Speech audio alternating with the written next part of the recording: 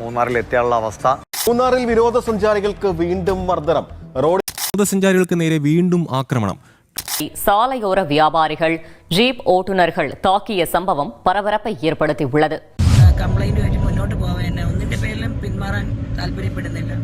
Advance போட்ட guest cancel பண்ணிட்டு போகிறாங்க. என்ன காரணம் கேட்டால் எங்கள் வீட்டம்மா வந்து பயப்படுறாங்க, இந்த மாதிரி மூணாரில் ஏதோ பிரச்சனையாக இருக்குது போல், அதனால் பயப்படுறாங்க, நாங்கள் கேன்சல் பண்ணிக்கிறோம் அப்படின்னு சொல்லி அட்வான்ஸ் போட்ட பைசாவை கேன்சல் பண்ணுறாங்க.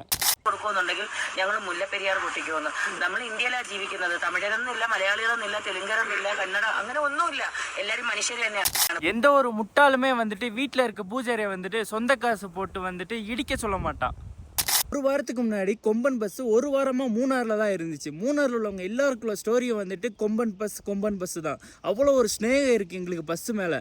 அதை விட்டுட்டு இவங்க வந்துட்டு உங்களை பப்ளிசிட்டிக்காக வந்துட்டு தப்பான தகவலை வந்துட்டு எல்லாருக்கும் சொல்லிட்டு இருக்காங்க.